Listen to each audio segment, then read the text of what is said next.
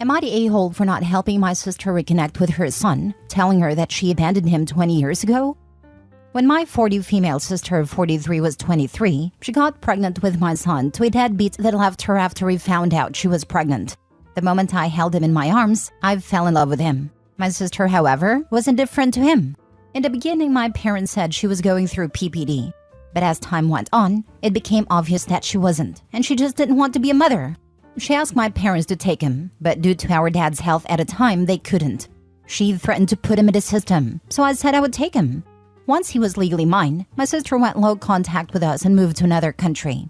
Over the years when she did contact us, she never once asked how my son was doing. My son knows the truth about me not being his biological mother. I never hid it from him. My sister recently returned home. She showed up at my house, and we had a good catch-up. And then she asked how my son was doing, and I told her he was doing good at school. She asked for his number, and I said I will have to ask him if it was okay, since he's particular with who has his personal number. She got upset with me and told me she was his mother. I said a mother that abandoned him 20 years ago. I kicked her out after she started screaming at me. I rang my son and told him what happened. He asked for a number, so I gave it. He told her to get lost and that it wants nothing to do with her. She went to social media and posted how I stole her son and turned him against her. I got backlash from my family, but I don't care what they have to say about me. I do care how my son is getting heat from them as well and making me think I shouldn't have said that to her. Am I the a-hole? Now for the top comments. Not the a-hole, and you are exactly right. You should never give out your son's personal info to anyone without his consent. And she did abandon him. She doesn't get to waltz back in to try and play happy family now, unless your son wants that. It's okay to give a child up for adoption, but you don't get to turn around and say they stole your child from you and get your flying monkeys to attack them. Your family sounds like a toxic mess. I would block them all. Next time someone comments, OP should bring out the how dare yous. How dare you try to intercede on behalf of the woman who abandoned her child? How dare you criticize that child for not wanting to pretend sister is his mother? How dare sister claim to be the child's mother? Keep going with both barrels until the other person shrunk to about the size of a penny. Where was she when he needed his diaper changed? Took his first steps. First day of school, admitted to his first crush. Had his first heartbreak, moved out of the home and out into the world. All those birthdays, how many did she actually say happy birthday for? Holidays, the good times and the bad? Being a mother isn't just a section on a birth certificate. It's the experience of raising someone through thick and thin. Not the a-hole. She doesn't get to play the mom card when she abandoned him. I'm not going to say that there aren't good reasons sometimes that a parent isn't suited to raise a child, having them too young, having drug issues, etc. But if that happens, they have to earn their way back into the child's life. She should be down on the floor begging you and her son to join his life. Next story. Am I the a-hole for not making my daughter give up her room to my stepdaughter and grandchild?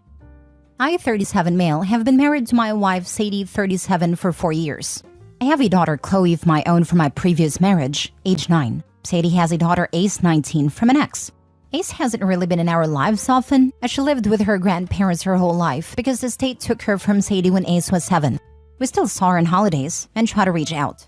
Ace was living out of state with her boyfriend, but he was recently arrested. So she asked if she and her baby could move in with us, as she needed help getting back on her feet. My wife and I spoke about it and agreed. When I brought up the extra bedroom in the attic, which is an area in the attic we made into a spare room for guests many years ago and no one uses the attic anyways, my wife became upset, gasped even, and said she was not making her daughter with a 5-month-old baby sleep in a dirty attic. I said obviously we would clean and prepare it, and where else did she suggest she sleep? Which is when she told me Chloe's bedroom would be perfect. Chloe's bedroom is very large and across the hall from the bathroom, which Sadie said was perfect. I told her Chloe would not be giving up her bedroom she'd been living in since before I even met her. She got upset and started to plead and said that this could make up for the year's loss and proved she really loved her and that she was wanted. I basically told her no, she could prove that another way, that we wouldn't give up the bedroom. She got angry and said a 9-year-old does not need all that space, and I was picking favorites and not even thinking of the bigger picture. Ace would need more room. It'd be hard for her to go up and down the stairs with a baby, etc. I stuck to my answer and my wife slammed the door and went for a drive. Today she tried convincing me again and I wouldn't give in, and we got into another argument. Am I the a-hole? Not the a-hole at all. You most definitely should not displace your daughter from her bedroom to make room for Ace. Having a 19-year-old stranger and her baby move in is going to be more than enough of a change for your daughter. Your wife can find some other way to make up for the years of loss without kicking your daughter out of her bedroom. Sadie has already proven that Ace is wanted by taking in her and her baby. As for the stairs, women safely carry babies/children up and down stairs every day. Info: do you know why Ace was removed from Sadie's care? She was deemed unfit. She had drug and alcohol problems. And you, a person with a young daughter, thought it was a good idea to marry someone who not only had their own child taken away, but never earned that child back? She clearly doesn't care about her stepdaughter, ready to throw her out of the only bedroom she's known. She's not a good mom to anyone. Not the a-hole. Not the a-hole. Your wife is trying to make it up to her daughter by penalizing yours. The fact that a dirty attic isn't good enough for her child but is good enough for yours is atrocious. I'm going to be mean here. Sadie was a young mother, but Sadie had a state take her child when she was in her mid-20s. I know there's a lot of stories of unfairness, but they do not take a child away from their adult parent for no reason. At best, she's been an absent mother. I know she's tried to reach out, but she doesn't have a parental relationship with Ace. Staying strong here is important, not just because it's not fair, but because Sadie has already destroyed one parent-child relationship. Now she's going to destroy two more, hers and yours with Chloe, to try and salvage the ruined one. Ace is now also a young mother. She needs support, the support that I'm guessing Sadie didn't get. Ace has had a tough draw growing up, but she's also made some poor decisions, and it's great that the two of you are going to support her. But she gets the support that is available. I'm not blaming her for any of this. This is all on Sadie. Chloe's room is not an available resource. You'll spend money and time and effort helping her. Chloe's going to go through a massive upheaval, bringing two new humans into her home, both strangers, one an infant. Having some stability and privacy is key. She needs that room, possibly more than Ace does. You need to find out what Sadie's promising Ace. You need to find out what Ace thinks she's in for. And you need to make it clear to Sadie that Chloe's just as important as you and Sadie in house decisions, because it's her home too. Ace will be with you temporarily, as long as she really is just getting back on her feet. She isn't the guest, but she's not a decision maker either. Sadie needs help dealing with whatever's going on in her head. Whether it's guilt, whether it's thinking that her family's more important than yours, whether it's thinking that having a baby means you're entitled to preferential treatment, whether she's trying to cope with her own past by giving Ace what she didn't get herself. But Sadie needs to deal with what is available before she destroys another family. Next story. Am I the a-hole for telling my sister she's too old to act like a teenager? My 17 male oldest sister is 37 female. Despite being almost 40, she often acts like she's still a teenager, lives with our parents, is unemployed, and has been living off their money since she dropped out of college after one semester. Spends her time hooking up with guys on Tinder and crying to me about being ghosted or led on, and getting drunk and coming home hangover. She even used a lot of TikTok lingo people my age use, like girl's girl. Altogether, it's a bit cringe. Pathetic? I realize that life happens at different paces for different people, but to me, being almost 40, never having worked a day in your life, and mooching off your parents for almost 20 years, and chasing after and crying about boys like you're a teenager, is just sad. Quite a few people by that age are settled and stable on their lives. And sure, life happens, but not even trying is just odd to me.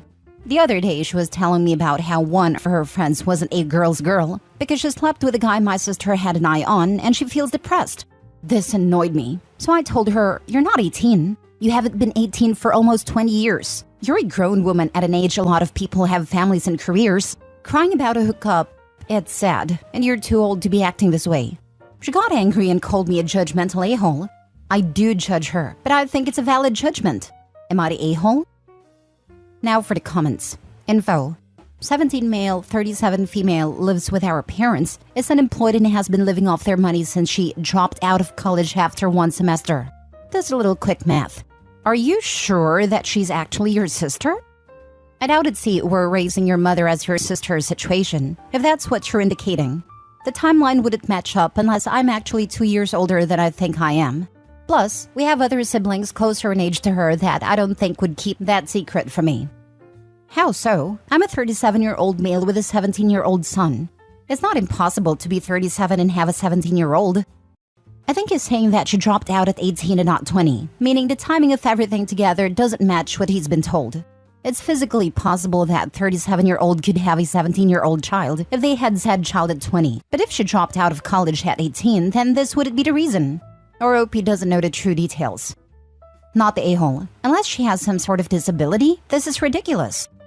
She does not, as far as I know. Perfectly able-bodied and actually quite smart. Just childish. Not the a-hole. Someone needs to tell her, especially if she is not disabled. Why are your parents allowing this?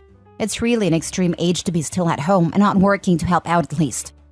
They had her very young and were too poor to spoil her when she was little, so they're probably making up for it now. If very young and poor, who knows what kind of trauma your sister endured as a result. Early childhood trauma is the leading cause of borderline personality disorder, and this post kinda screams it. Possibly, but she's an adult. She's had time to deal with her trauma if she has it. Instead, choosing to mooch off our parents in a way that f***s me over is up.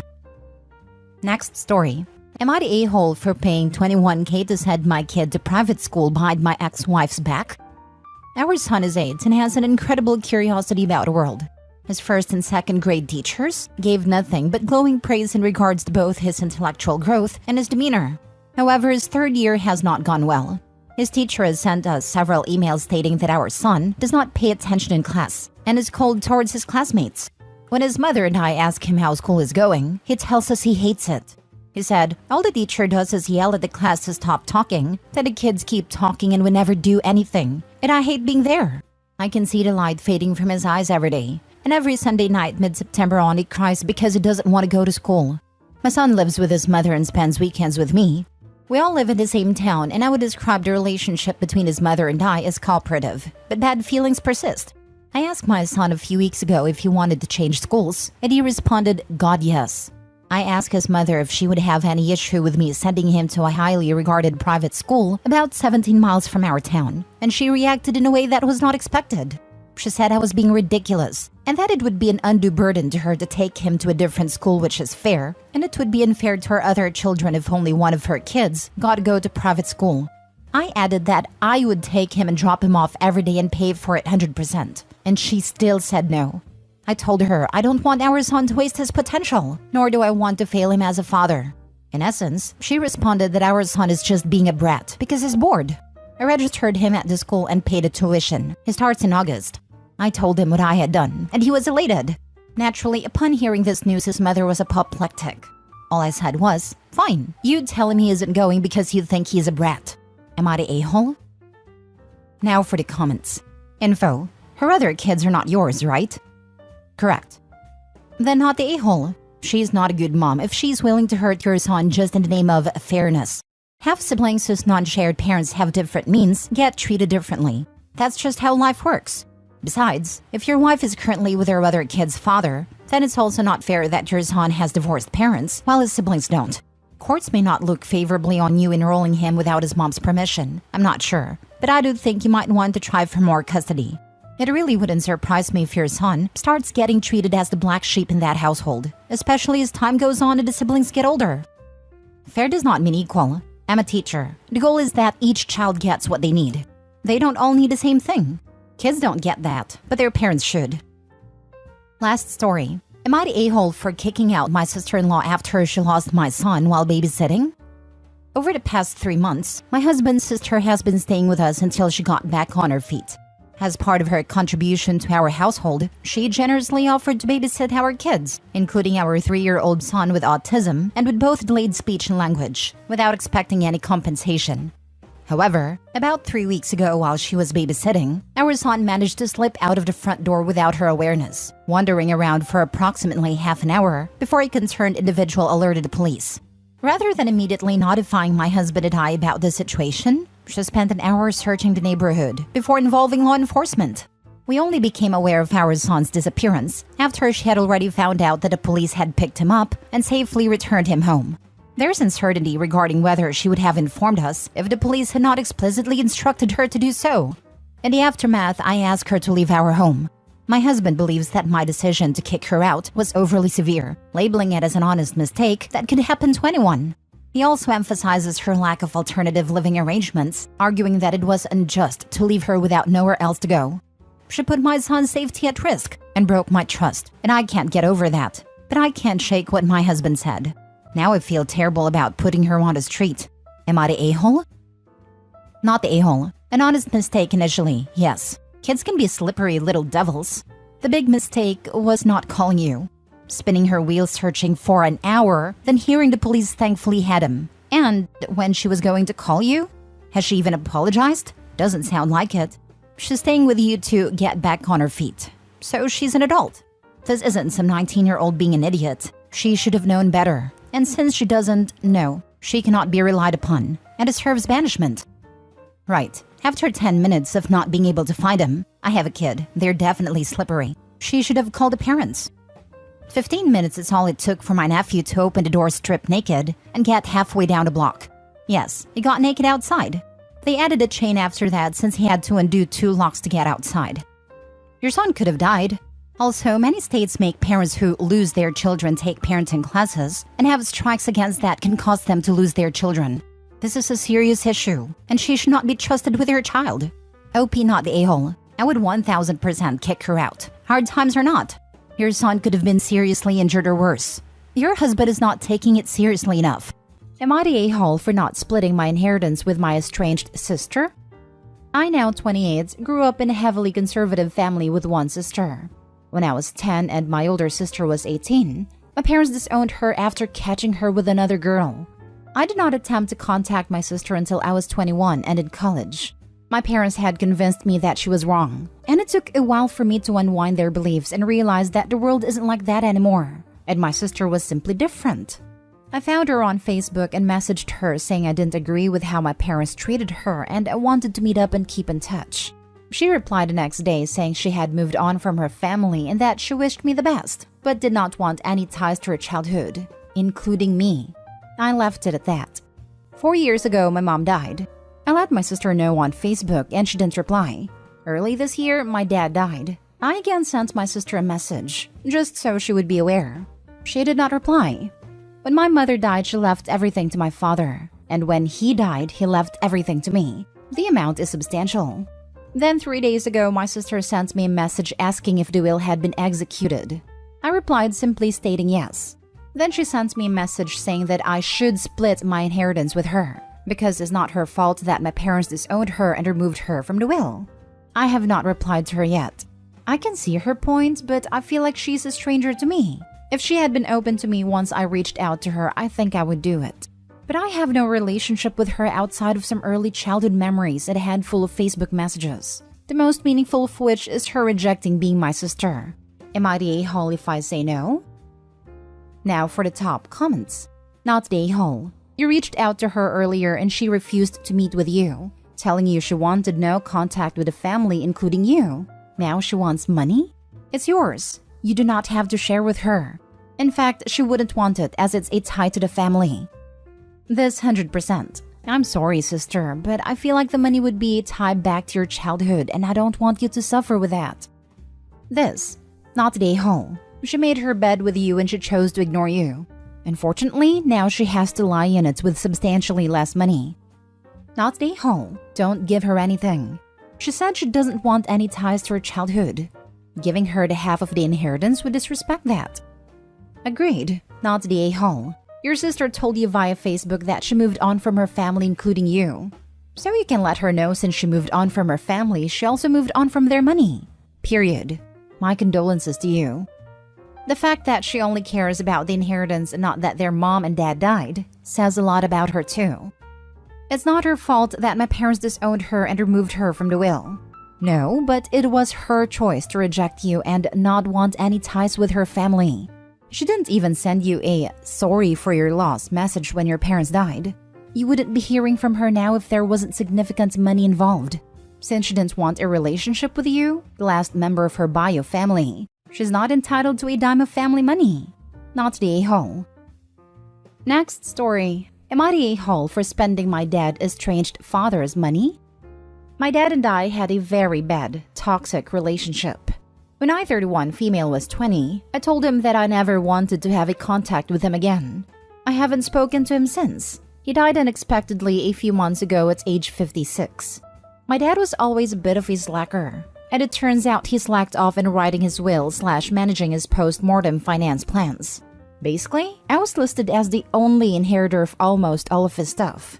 I had no idea about this until he died. But I probably wasn't supposed to get all his money because he made it clear that he despised me. My dad has a very close relationship with his brother, my uncle, and his niece, my cousin, 24, female. Apparently, he had made comments to them about how they were his only family. Some days nice house would be theirs and so on. When my dad died, my cousin reached out to me and explained that there had been a mistake in his legal situation and his money was supposed to go to them. She showed me tons of pictures on her phone of her family spending time with him as proof that they had a closer relationship. Admittedly, the money should have gone to them, but it didn't. It went to me. So I told my cousin that it wasn't my fault the money had come to me, and I wasn't about to give her any of it just because she was buddies with my cruel dad. I have already made plans for how I want to spend a significant portion of the money. I've paid off my student loans, I'm going to buy a house, and I bought a new car. Nothing too fancy, just something nice. My cousin texted me recently telling me that I was vile for spending the money of a man I hated, a man she loved. I told her that I was sorry for her loss, but it was rightfully my money. I don't feel bad for spending a cent of it. I've talked to plenty of lawyers and the money is legally mine. But morally, I do think I might be an a-hole for spending money that belonged to someone I was estranged from. So, I wanted to ask here, am I the a-hole? Not the a-hole. It's your money. Ignore your cousins. They turned nasty as soon as they were told no. If the money was supposed to go to them, it would have gone to them. Not the a-hole. Your father is to blame for not organizing his affairs at any time. If it were me, I'd probably give his brother some of the money but not all of it. Your father put you through a lot of grief. You should be compensated. How does Opie even know her father wanted them to have any money? Because Uncle and niece said he did? That's not exactly the most reliable testimony. I wish I could upvote this 100 times. I was the inheritor of an estate. He would bring up concerns about me getting by after his death and gave me his will. Still, when he died, the spouse of another family member told me he said he was leaving them money. I knew it wasn't true, but this lie has affected the way I see this branch of the family. Some people will say/claim anything for. Not the a-hole. Not the a-hole. This was on your father. You could make an argument that you're his actual daughter and it's right for you to inherit based on that. And your cousin could make an argument saying that she was closer to him. However, the argument is moot because the one listed to inherit was you. That's what counts. She has no way of knowing whether despite everything that was his intention anyway. And the reason she, and you, don't know that is because he didn't take the time to make his intentions clear, if in fact he did want anything to be done in a non-standard way. If Opie's dad was really that toxic, it also wouldn't shock me if this was his intention, specifically because he knew it would cause strife for Opie after his death too. You might be overthinking this. Certainly he probably didn't expect to die at 56. But he had enough foresight to write a will in the first place, so he could have made the effort to keep it up to date if that was what he desired. But sometimes reality isn't what we expect. He might have regretted his relationship with you. He might have hoped to eventually resolve things. And yes, he might have found some degree of solace with other members of his family but was still keeping the door open for you to return and to mend things up. That wouldn't be an uncommon story. So he never changed the will because he hadn't yet given up on you. So don't consider it an oversight. If not at his death, at one point in his life he wanted you to have everything and put that in writing. You were estranged and your relationship was toxic, but perhaps he didn't despise you as much as you thought. It's your money now, not the a-hole. Next story is titled, Am I the a-hole for picking my daughter's career for her? My daughter, 17 female, has always been a smart girl. She has a huge potential future available for her. She has the ability to become one of the greatest data scientists ever. It's an incredibly rewarding job for her, especially since technology is the way to go for the future and the country we live in is expensive. As a computer scientist myself, I've always loved my job. However, she does not want to be one. I've been influencing her since she was 10. She was initially excited but doesn't want to anymore. She took 2 tech classes in grades 9 and 10 and she isn't taking one in 11th or 12th grade. She says that she wants to be a psychologist and now wants to have a business major. I don't think it's right fit for her, the former, because she doesn't have the social skills needed to become a psychologist. She's autistic. Heck, she couldn't even handle her brothers well. How is she supposed to deal with adults with psychological issues? The latter as well, because it involves dealing with people that can be very immature. Also, she took a business course in grade 10 and she ended up not liking it. So why would you take an entire university program? Yesterday, we sat down and we were looking at potential programs. She picked a few from Bachelor of Commerce programs. tried pushing her to pick the Bachelor of Computer Science programs. At the end, she asked if I would support her no matter what she picks. I laughed and told her not to give me a scare. "So it's a no then?" she asked. I told her that she can take her highlight a program she's interested in and we can discuss. She said that I criticize every program that isn't tech-related. I tried convincing her that the tech field is a very rewarding field, and she is smart and capable. And then she snapped. She said that she doesn't care if it's a gold mine and she's capable enough to handle it. She hates the computer tech field, and I've been forcing her to do it for a long time. She says it's her future, not mine, and not everyone wants to be a tech scientist. She asked how I feel if my father tried to push me to the law field since it's a rewarding job despite me having no interest in social sciences. Then she stormed out. At that point, I realized that I may have pushed her too hard. I just want her to have a bright future and no struggles. But I guess went about it the wrong way. Now for the top comments. You're the a-hole. Also, autistic people make great psychologists for other autistic people. I wish that I could find one. Neurotypical psychologists keep trying to cure my autism, and it makes me not want to seek help for my problems. Agreed. We urgently need more neurodivergent psychologists. I have one, and she's a godsend. She's the first person in the field I've felt has understood me. You're the a-hole. Aw, sorry your kid doesn't want to be exactly like you. She's her own person, so let her be. How do you know she has what it takes to be one of the greatest data scientists? By the way, we embedded developers look down on data scientists and all other programmers. Why aren't you pushing her into embedded science? They are the greatest. How do I know? Well, I am one, so obviously. Now, do I sound ludicrous? You're the a-hole. Let your daughter be who she wants to be, not what you want her to be. That just sets her up for failure and unhappiness. The worst part is that Opie may well be right, but Opie's daughter will resent her being forced and is likely to rebel against it. If left to her own decisions, with gentle advice that doesn't have a particular agenda, daughter may well have come to the conclusion that a career in tech is for her, but forcing the issue will just make her cross that off the list. The way it reads to me is that exactly has already happened. Opie has pushed their daughter every year since they were 10 to do tech-related things. She may come back to tech eventually and finds that she loves it, but honestly, Opie, every time you condescend other professions or mention tech, it's going to be longer and longer before she even attempts it. Or she's going to stick to her guns in whatever profession she does choose, even if she turns out to hate it, because she wants to show you that it was truly what she was meant to do.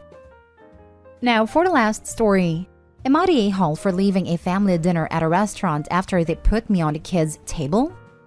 I'm 18 male, I'm the youngest of 3 brothers. My older brother, let's call him Leo, has 2 kids, and my middle brother, let's call him Kenny, has twins. I don't have any kids and live by myself, whereas they both have partners. We went to a restaurant today for dinner and they put the kids on one table and the adults on the other.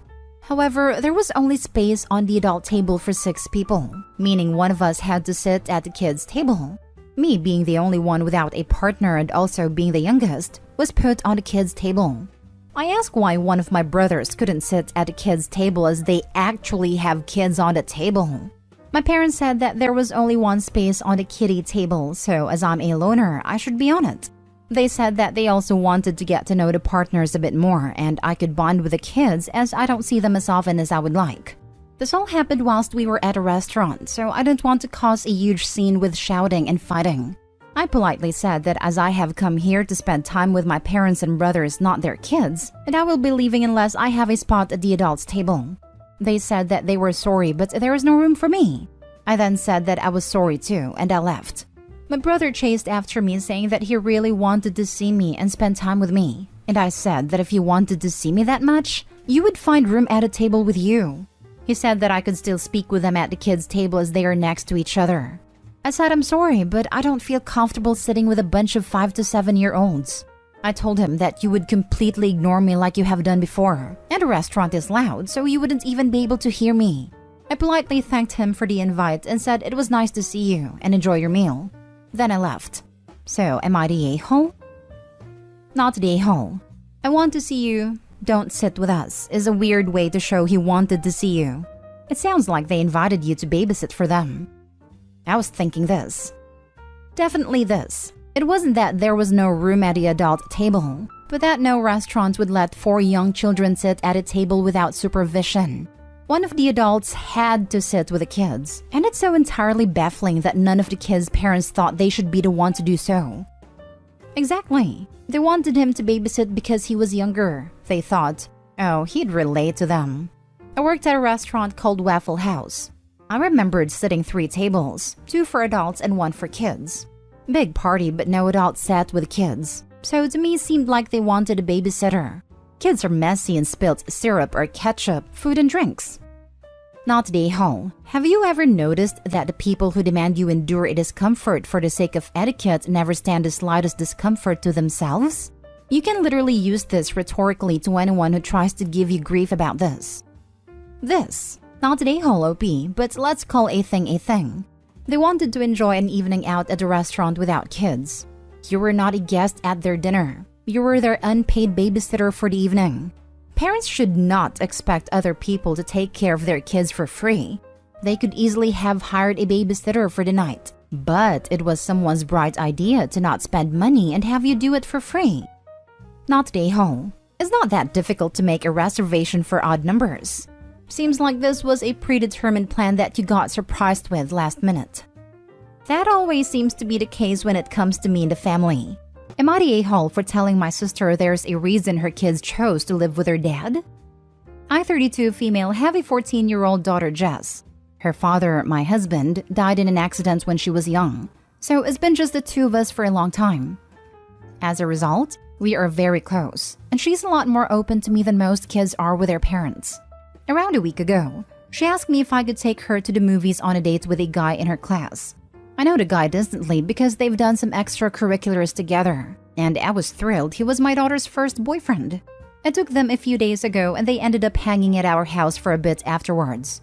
He was extremely polite, and maybe it's just the mom inside me, but I couldn't be happier for her. I went to my older sister's house for a coffee earlier this morning. For backstory, my sister has 2 teenagers, 16 and 17, who live almost full-time with their dad. They had a very messy divorce around 3 years ago, and both kids choose to live with their dad. The reason for this was because my sister was extremely overbearing on them. She was the kind of mom who believed kids should have no privacy, and she should run their lives until they were adults. I know she had many arguments with them because she would take away their doors, not let them hang out with friends, search through their phones every night, etc. This was the primary reason for her divorce, although she won't admit that. While I love her, as someone who grew up with little privacy, I fully understand why her kids don't want to live with her. My daughter came up in conversation and so brought up her first date. When I explained how it went, my sister laughed and told me that I must be joking. When she realized I was serious, she told me I was a terrible mother for letting my daughter walk all over me and not setting boundaries. She ranted on for a while, but she basically said that 14-year-olds are incapable of going out themselves, and that I was being lazy and neglectful by allowing her to do that. She also said I would never allow my kids to do that. So I replied by saying, "That's exactly why your kids live with their dad." She got very quiet and then told me to leave. When I got home, I started thinking more about what I said, and while at the time I thought I was simply telling her what she needed to hear, now I'm wondering if I crossed the line. Now for the top comments. Not a hole. A hit dog hollers. She was only upset by what you said because deep down she knows is the truth and doesn't want to admit it to herself or anyone else. And she had no problem telling Opie what a bad mom she is. Go figure. All the worst people can dish it out but can't take anything. They just crumble under the weight of their own BS. Amen. Opie's sister could have had a better relationship with her kids if she had eased up. And honestly, probably still could if she would make amends. Instead, she's making herself the victim while judging others for actually trying to care about their kids and have a more open relationship. Not a hole. Your sister thinks holding boundaries is the same thing as making demands, and she'll eventually learn that her children aren't accessories to treat as she wishes without consequence. This right here. Opie's sister emulated their parents, I'm assuming, and thought, it worked fine for me, so it should work for my kids too. But she's too stubborn to admit that was the key reason for the divorce.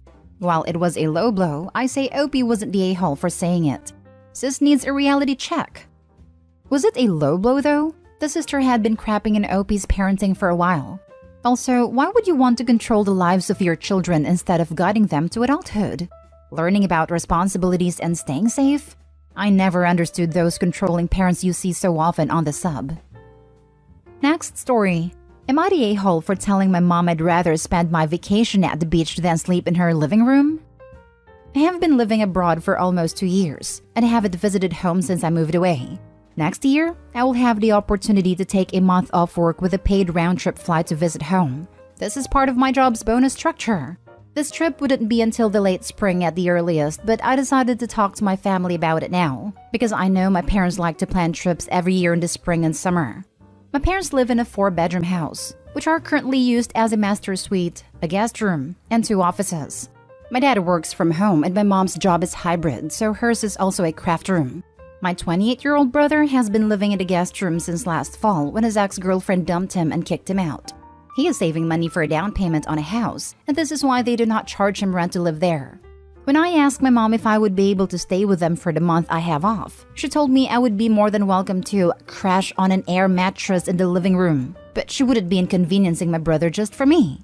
I was really confused by this because I hadn't even mentioned my brother. She then told me that since my brother also works from home, he's been using her office to work in addition to the guest room, and that means I wouldn't be able to use her office for an air mattress. For the record, the room he sleeps in has a nice handmade desk built into one of the corners that I guess he uses for a large flat screen. I asked her if it was realistic to assume my brother would even still be there 8 months from now, considering he's supposedly saving for a house. She said he doesn't currently make enough to afford a house in their town. It isn't willing to consider a neighboring town, which is what my other 2 siblings did when they bought their houses. So is living there indefinitely. I was annoyed. My brother is the youngest, and she has a history of prioritizing whatever he wants over the needs and desires of her other 3 children. And I told her I wouldn't be sleeping on the floor of an open room for a month. I said if I wasn't going to be paying for an Airbnb, I'd rather go to the beach. She was offended that I'd go somewhere else and told me they'd all really like to see me. I told her if she really wanted to see me, she'd put a little more effort into making sure I was comfortable while I was there. The call ended poorly. This was a few weeks ago and I haven't responded. When I explained what happened to my older brother, he agreed that mom is being a bit unreasonable, but my sister told me I was acting entitled, and I should be grateful they'd let me stay at all. So I told my sister I'm just going to rent an Airbnb at the beach and they can come see me if they want. Am I the a-hole for refusing to stay with them if I have to sleep on the living room floor? Not the a-hole. It's not like you are going for a week. You're going for a month, and it's insane to be upset that you're not willing to crash in the living room with 0 privacy. Seriously, she has no problem making Opie sleep on an air mattress on the living room floor for an entire month, but mommy won't tell her son to work in his own room while she's there so she can sleep in the office? Not the a-hole. Who the heck wants to sleep on an air mattress for a month and in the living room? Your mom is being very unreasonable and unduly playing favorites. Go to the beach. I'd rather go to the beach anyway. And when they come visit her, they can bring the air mattress and sleep in her living room. Not the a-hole. Your mom is the real villain here. As families morph over time, bedrooms change, etc., as you see. Your parents are no longer keeping room for everyone. It is not unreasonable for them to have allowed your brother to live there for the time being. Where she really goes off the rails is how she handles this. She should have simply said that she feels bad because the house is only set up for 1 guest at a time, and they are currently supporting the brother for the reasons given. Presumably the 2 of you can't share the guest room somehow. If it were me, I would have taken great pains to make you feel welcome and loved, even while explaining the challenges. She doesn't seem to have even tried. You unfortunately showed your frustration with a biting response. You're not the a-hole, but if you could have kept calm and understood the dilemma beforehand, it would have gone better. If I were your parents, I probably would have offered to help pay for a B&B just because I felt bad that you couldn't stay with us. Hope you can work out a relationship going forward.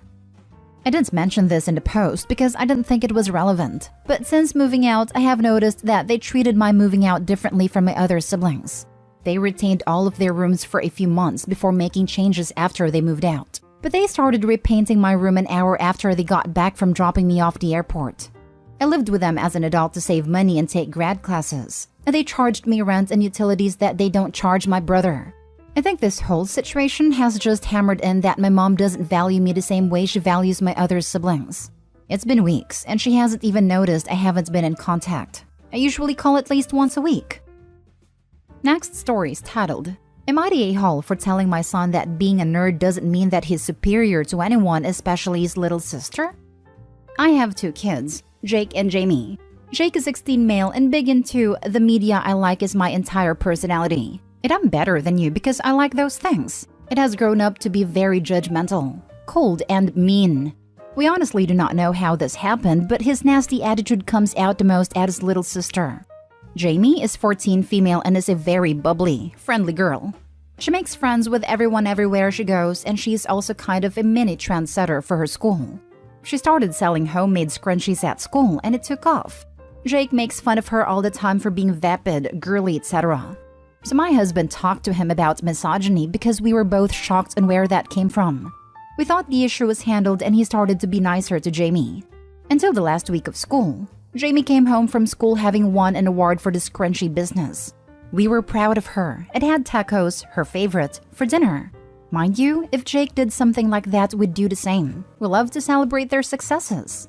Well, Jake was displeased at dinner and interrupted to talk about his video game accomplishments. We were all very polite and listened and congratulated him. He just looked at his sister and was like, "And I did that by myself," without having to make everyone else hear about it all the time and dressing up like a pick-me to get everyone's attention.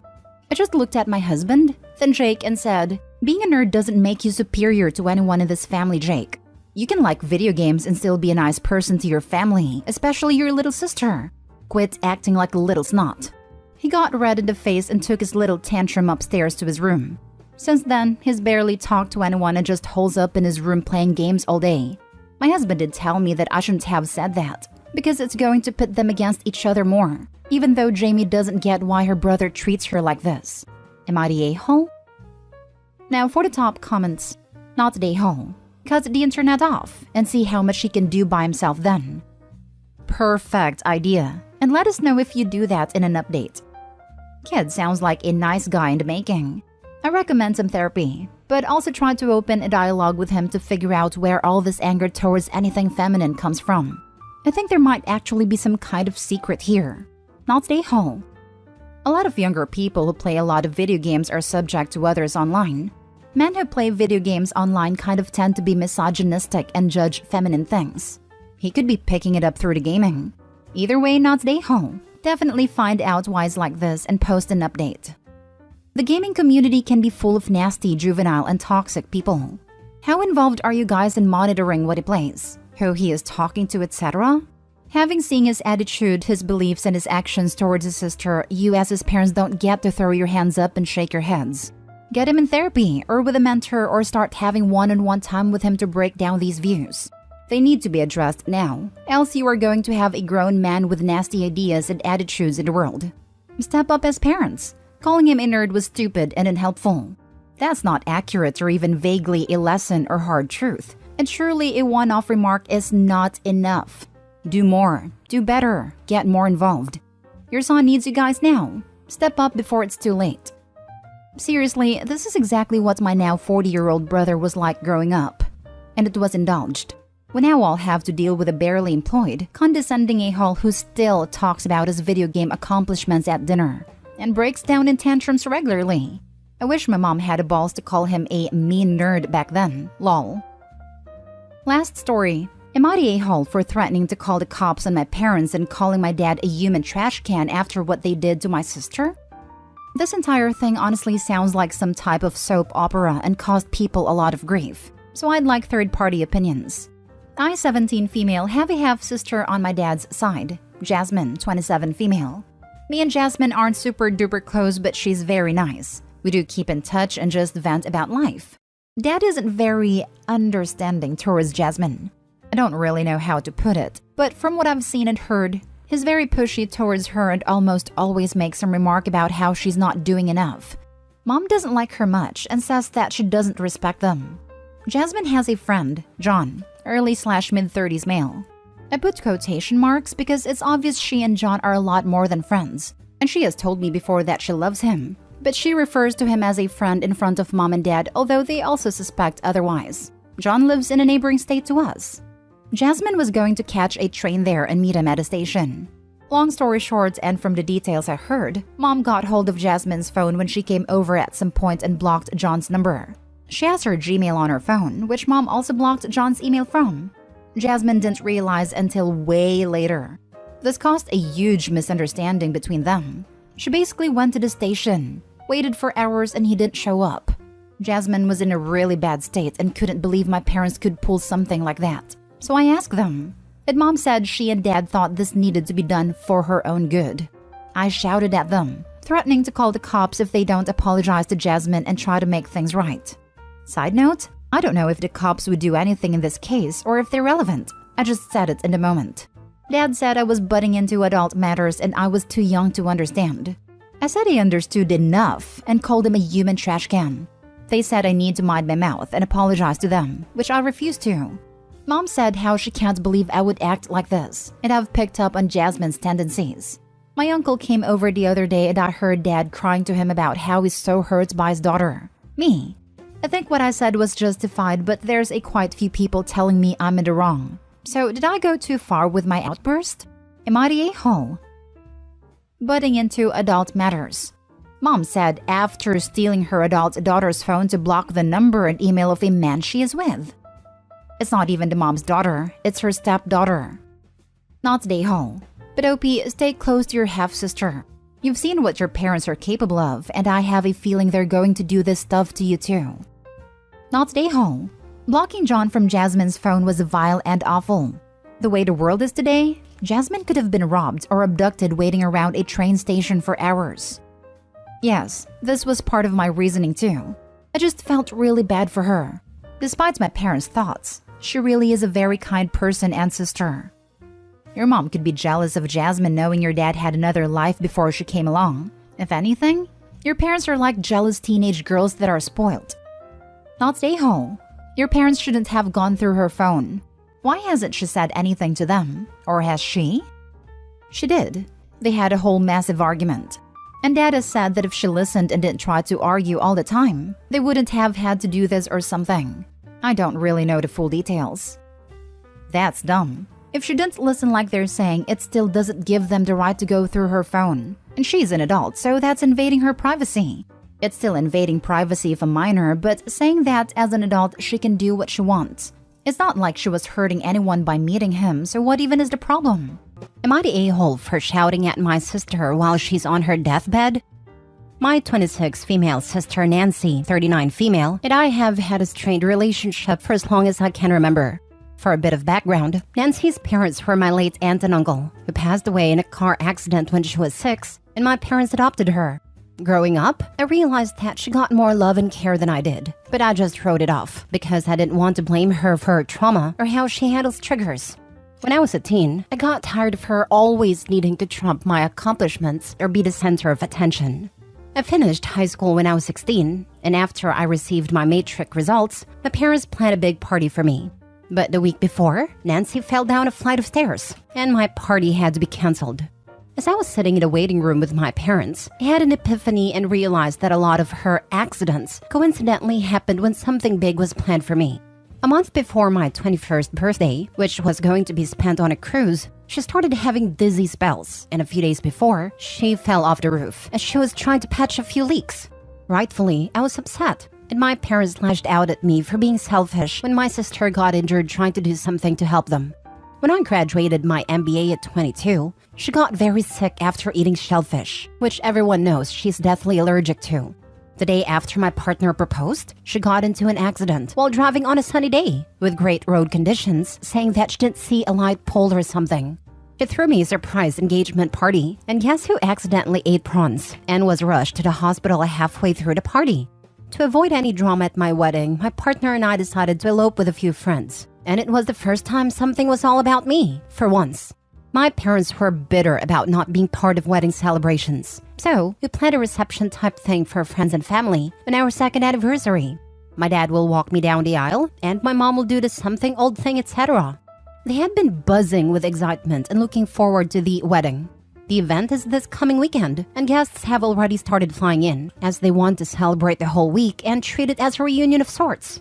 But like every other big moment of my life, I am writing this post sitting in a hospital waiting room because Nancy apparently had a big psychotic break because her boyfriend dumped her in February. So there is a psychiatrist admitting her for 21 days as he believes she's a danger to herself. And now my parents are trying to talk me into postponing because it would be heartless of me to celebrate while my sister is cuffed to a bed for the next 3 weeks. I had a meltdown of my own and told my sister that if she wanted to go to heaven that desperately, could she not have done it when we were younger so I could be spared from all her drama? And now there's a handful of family members who are calling me a cruel bridezilla for taking my stress out on my sister when she's so unwell. I told all of them that I would be proceeding with the wedding, as a lot of time and money had already gone into it, and they're welcome to mope around the hospital to support my sister. They told me that I was unfair for making them have to choose between a party and my sister, who is on her deathbed. Edited to add, I know she isn't in her deathbed. Any sane person reading this post knows she's not on her deathbed. But to my family, this is a life or death situation, because only God knows what they'll do to her in there. And they're especially incensed by the very limited visitation because they're convinced the psychiatrist is doing it so she can get pumped full of medication, and so the hospital can make money, yada yada yada. Now for the top comments. Your sister is a drama queen, and your parents are her flying monkey attendants. Deathbed? She's on a psychiatric cold which is hardly a deathbed. Please go no contact with these people. Who knows what antics she will pull when you are in labor trying to deliver your first child. Not the a-hole. Oh, I gave birth in March last year, and that time, she fainted in the delivery room. And I got a smack from my dad for allowing her to see something so gruesome when I know she's fragile. Just typing that out made me laugh a bit, because it's just so unfathomable. Your dad blamed you for giving birth and traumatizing your adult sister? OMG. I swear. I had initially asked them not to be at a hospital, but they showed up, and I was honestly too tired to deal with the fallout, so I let them keep me company. When I was pushing, she first started gagging and my nurse, God bless her soul, told her to leave the room. And she fainted outside and all hell broke loose because I apparently did that on purpose. The nurse kicked all of them out and things went smoothly, but my son's birth will forever be tainted by that mess. Next story. Am I the a-hole for not inviting my sister to my wedding because she cried rape on my fiancé? This might be long, but I apologize. My sister Ellie has issues. Not sure which issues, as she's never seen a doctor or been diagnosed. But my sister has always had a need to be the center of attention. When she was in middle school, she harmed herself to look like she got jumped at school. Freshman year of high school, she put herself in the hospital for stabbing herself in the arm several times with scissors because my parents grounded her. These are just some of the many psychotic things my sister has done. Well, in junior year, my sister cried on this guy John. We believed her. Then when my dad showed up at John's house and the police were called, my sister admitted she was lying, admitted she had a big crush on John and he rejected her. 7 years later, John and I worked together. We fell in love and we had our first child 6 months ago, and our wedding is scheduled for December. As our date approached, my sister reached out and told me she still didn't get her invite. I told her I wasn't comfortable having her at my wedding. We don't see her much because of what she did. She said that was unfair and she couldn't miss her sister's wedding. And I said that was perfectly fair, especially since her past with John. She said that wasn't fair of me to hold that over her head since it was so many years ago and that she was family and she deserved to go. I told her that wouldn't be happening and said I was sorry. She then called my mom, who called me, trying to persuade me to let my sister go because it's not her fault she has issues. I refused. My sister then called me hysterically, accusing me of stealing the life she always wanted and saying how sorry she was and begging me to go. I hung up. Am I the a-hole? Not the a-hole, but I think you will need security at your wedding to deal with your sister when she shows up. Because the last thing you want is her showing up and causing a scene, which from the sounds of it is something she will do. Let your mother know if she keeps up her BS. She may not have any contact with any future children that you have. Sorry about what has gone on, but you need to stand your ground. Prepare for the worst and hope for the best. Congrats on your forthcoming wedding. She has only met my daughter once already, which was the only time I've seen her in 6 months. Sounds like you already went low contact. Good on ya. Not the a-hole. Stealing the life she always wanted. Yeah, your sister will cause a scene at your wedding. She'll wear a white dress, she'll object, she'll tell everyone elaborate stories about how the groom is secretly in love with her. She'll give an inappropriate speech. She'll tear off her shirt and dance on the tables. Absolutely perfectly not the a-hole. Not only the lies she told about your fiancé, but God only knows what kind of drama she would cause. Stand firm in your decision. Did your parents never get her proper treatment over the years or what? No, they never did. My sister has never been evaluated. My sister had been in the hospital 5 times throughout high school for harming herself, and the hospital had child services come out. And they tried to persuade my parents to have her evaluated, in which my parents agreed but they never did. Even as an adult, she's acted out aggressively to herself. Next story. Am I the a-hole for uninviting my partner's family from our wedding? My partner and I recently became engaged. We plan on having about 40 guests, mostly from his side, as I only have one living relative, whereas it comes from a large family. I set up a wedding website last night, and on it I gave our registry with a link to our wish list from an online store for inspiration. The wish list had a whole bunch of household items, kettles, toasters, etc., ranging in price with all of them coming in at under $50. The cheapest item on it was a set of ceramic measuring spoons at $15. The most expensive was a porcelain dinner set at $49. When I asked my partner to look through everything on a website, he told me that his extended family members won't be expecting to give us any gifts at our wedding. He said that at most, we might get a bottle of wine from somebody. I don't even drink alcohol, but that we would not get anything from his aunts, uncles, cousins, etc. So doing a registry is a bit much, given nobody's going to look at it. I was absolutely shocked. I think it is the height of bad manners to attend a party, whether it's a wedding or a birthday or whatnot, and not bring a gift of some sort. I cannot imagine going to an event someone has organized for me, eating a 3-course meal they've paid for, dancing to a DJ they've paid for, drinking the drinks they've paid for, and not even bothering to buy them a $15 kettle. I think it's extremely entitled and lacking in any class. I know that if someone came to the wedding and did not give a gift, I would find it deeply disrespectful, and it would sour the whole event for me.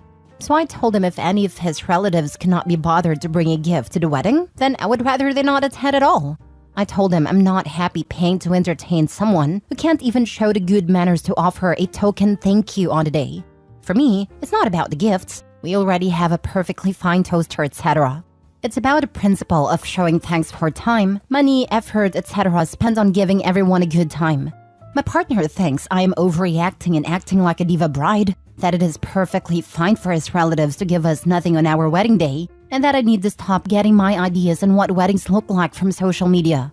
To be clear, his relatives are all local, so there are no associated costs like travel, accommodation, etc. to attending the wedding.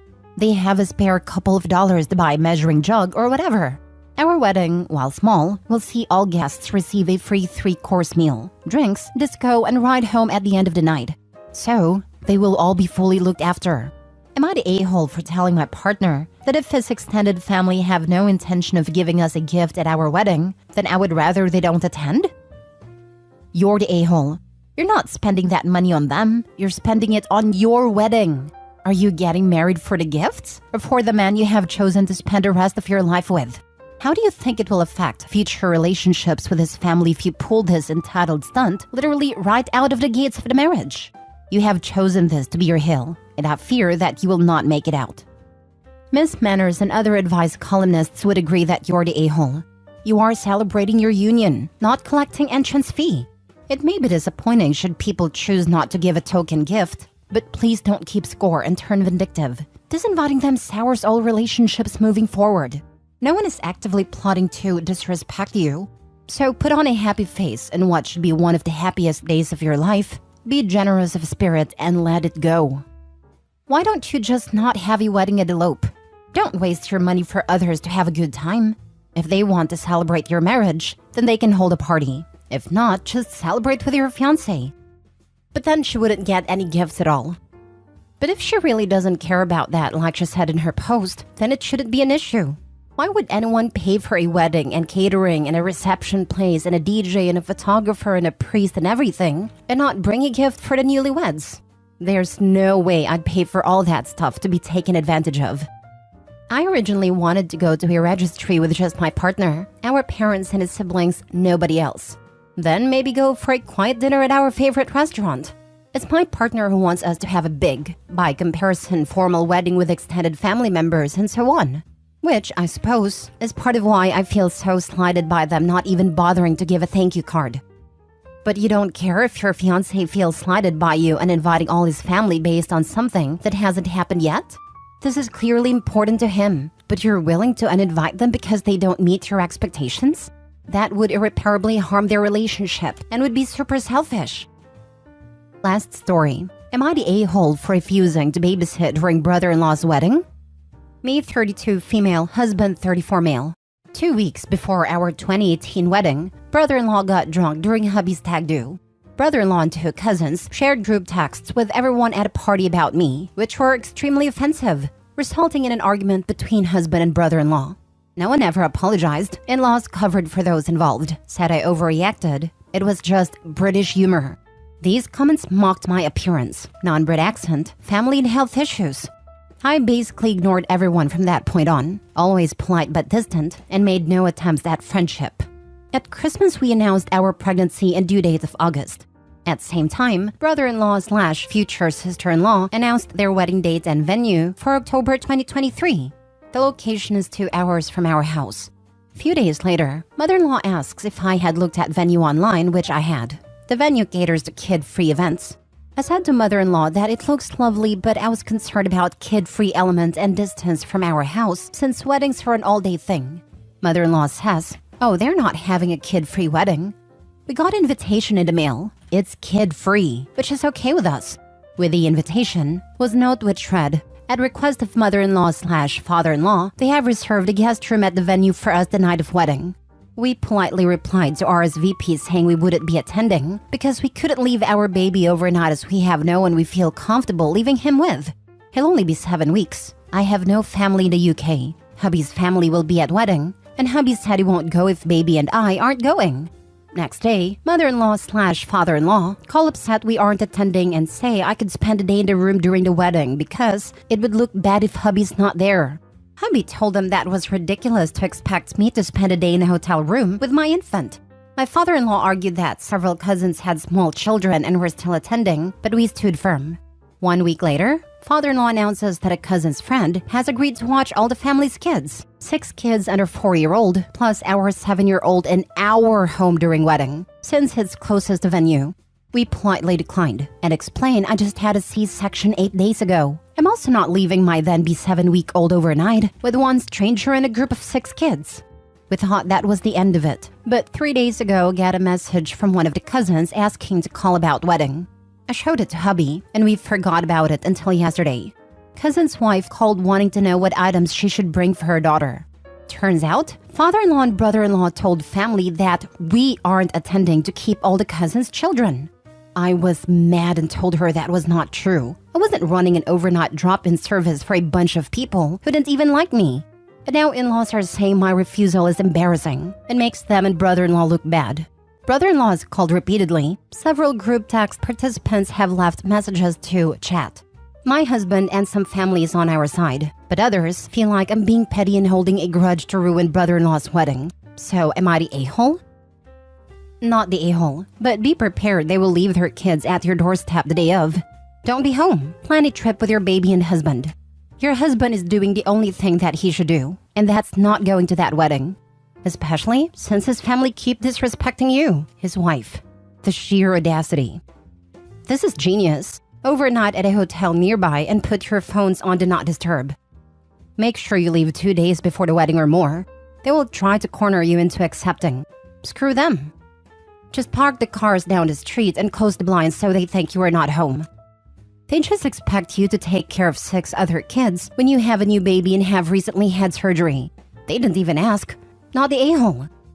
That's why I was so mad. Adding to that, 3 of the 6 kids I've never even seen because they live 8 hours away and only met the parents one time, so it feels really awkward.